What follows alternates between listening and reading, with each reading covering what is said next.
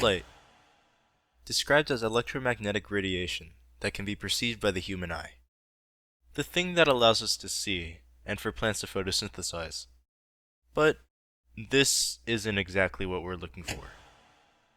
Light can also denote speed. 700 million miles per hour.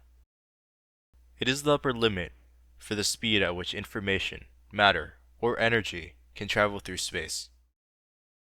So, what does it mean to be faster than light?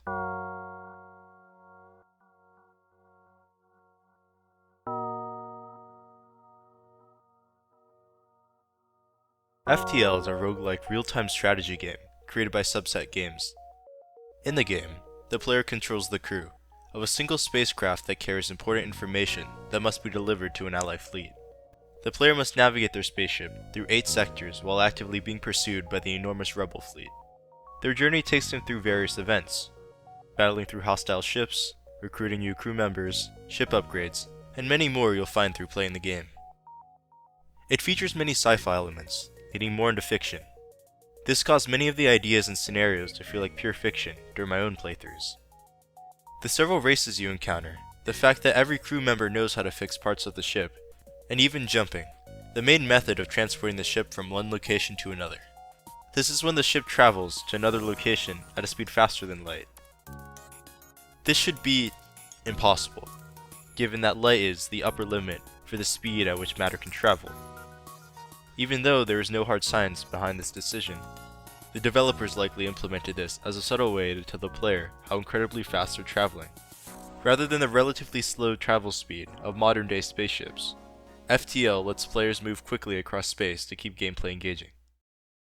Many of the parts that felt realistic were also kept simple, to keep gameplay engaging.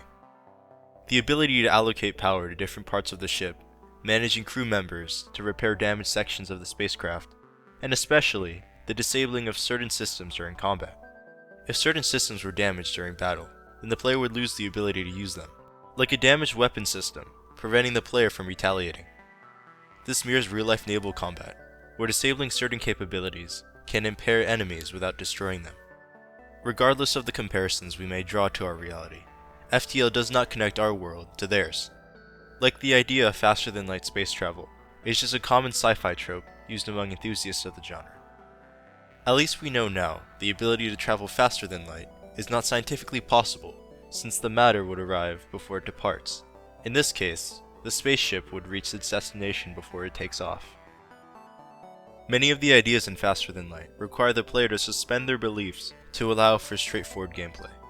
The lack of a language barrier between different species, the logic beyond transportation, and, as stated previously, the use of faster than light travel.